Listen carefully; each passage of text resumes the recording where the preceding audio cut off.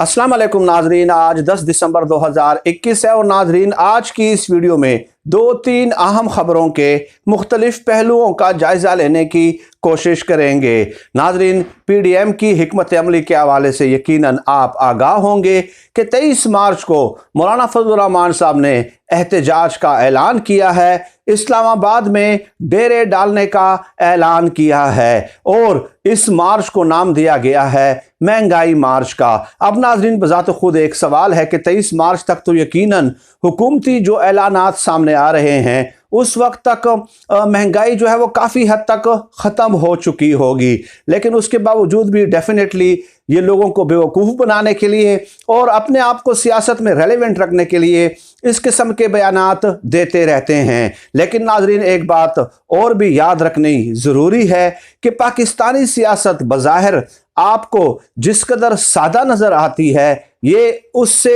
पसे पर्दा बहुत ज़्यादा गहरी है। चुनाचे ये जितनी भी सियासी जुमातें हैं, चाहे पीपल्स पार्टी है, चाहे नून लीग है और चाहे मौलाना फजल रहमान साहब हैं, मुसलसल ये बैनुल अक़वामी एस्टेब्लिशमेंट के साथ राब्ते में रहते हैं, मुसलसल राब्ते में हैं, ख़ासकर नवाज शरीफ साहब और पीपल्स पार्टी। और इस हवाले से कई किताबें मौजूद हैं कि माजी में ये किस तरह इंटरनेशनल और बैनुल अक़वामी एस्टेब्लिशमेंट से राब्ते करते रहे हैं कि हमें इक़्तिदार में लाया जाए। चुनांचे पाकिस्तान में इक़्तिदार में आने के लिए माजी में जो है वो बैनुल अक़वामी एस्टेब्लिशमेंट का किरदार रहा है, ये बात तारीखी तौर पे साबित हो चुकी है। अब नाजरीन, यहाँ पे सवाल ये पैदा होता है कि मौलाना फजल रहमान साहब हैं या नवाज शरीफ साहब हैं या पीपल्स पार्टी हैं, ये अंदरूने खाना जो है पाकिस्तानी इस्टेब्लिशमेंट से भी राब्ते कर रहे हैं और अपने नंबर बनाने की कोशिश कर रहे हैं। एक से बढ़ के एक जो है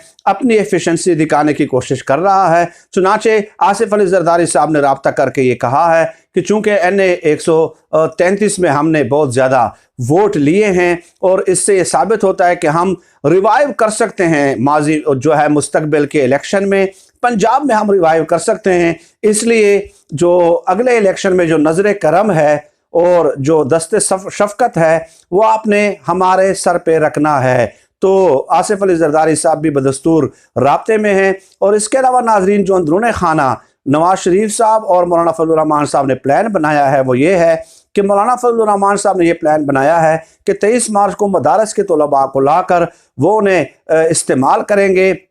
और खून खराबा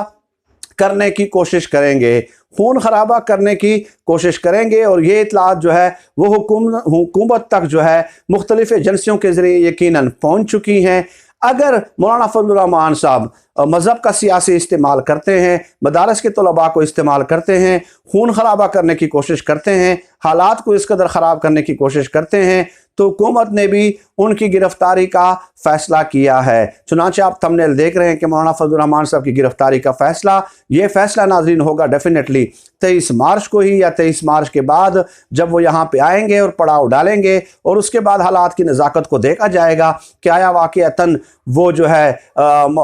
खून खराबा करने की कोशिश कर रहे हैं या खून खराबा करने की कोशिश नहीं कर रहे हैं। तो अगर वो खून खराबा करने की कोशिश करते हैं तो डेफिनेटली मौलाना फजल रहमान साहब को 23 मार्च के बाद जो है वो गिरफ्तार किया जा सकता है। लेकिन अंदरूनी खाना इनका प्लान बहरहाल यही है, क्योंकि नवाज शरीफ साहब दूसरों के कंधों पे बंदूक रख कर हमेशा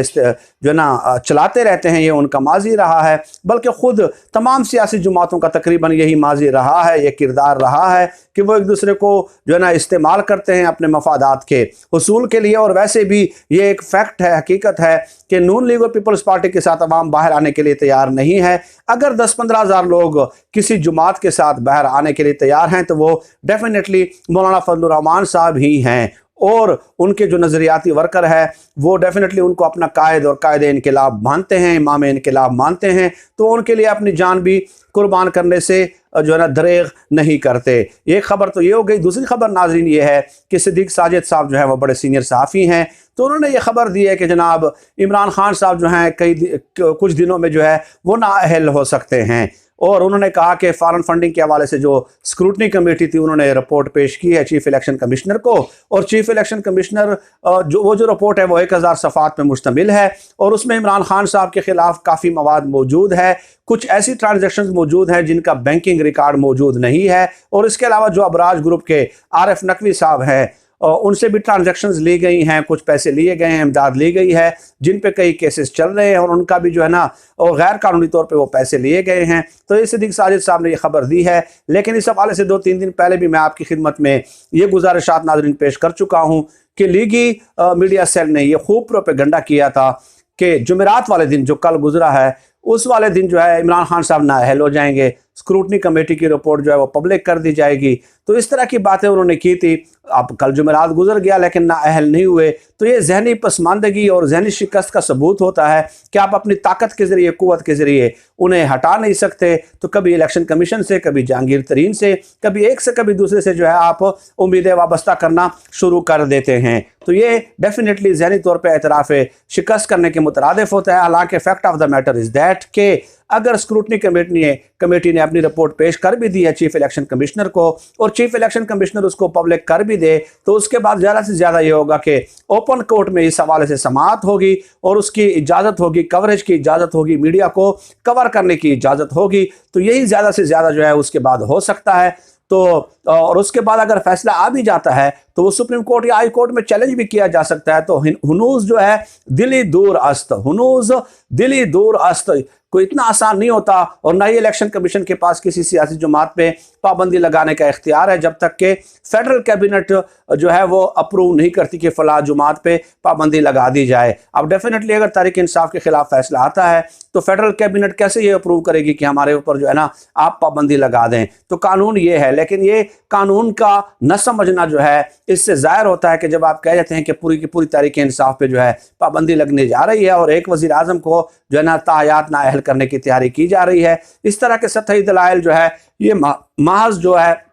अपने ख्वाहिशात पे मबनी तो हो सकते हैं, लेकिन इनका हकीकत के साथ कतई तौर पे दूर दूर तक कोई ताल्लुक नज़र नहीं आता। यही 2 खबरें थी नाज़रीन जो आपकी खिदमत में पेश करना मैंने आज की इस वीडियो में ज़रूरी समझी। और आपने गुज़श्ता 3-4 सालों में देखा होगा कि कौन सा प्रोपेगेंडा है जो इस हुकूमत को ले जाने के लिए नहीं किया गया। खुदा के बंदो, अब आखिरी साल है, हुकूमत को काम करने दें। अगर हुकूमत ने कोई काम करना है और उसका इरादा है और उनके वज़रा का अगर कोई इरादा है काम करने का, तो उन्हें काम करने दें। आखिरी साल में कोई इक़्तिदार में आके क्या करना है, उसने कौन सी दूध और शहद की नहरें बहा देनी है। बहरहाल सब की सब जो है तैयारी हो रही है। वो कोई जो है ना सदर बनने के ख्वाब देख रहा है, कोई वज़ीर आज़म बनने के ख्वाब देख रहा है, और एक दूसरे को धक्का देकर, एक दूसरे के खानदा इस्तेमाल करके और जो है ना अपने मफादात का उसूल जो है यकीनी बनाने की कोशिश की जा रही है। लेकिन सरे दस्त मुझे इस हुकूमत के लिए, चाहे 23 मार्च का मार्च हो या जो भी हो, हुकूमत के लिए कोई मुश्किलात बज़ाहिर नज़र नहीं आती। फिर वक्त नाज़रीन आज की इस वीडियो में इतना ही।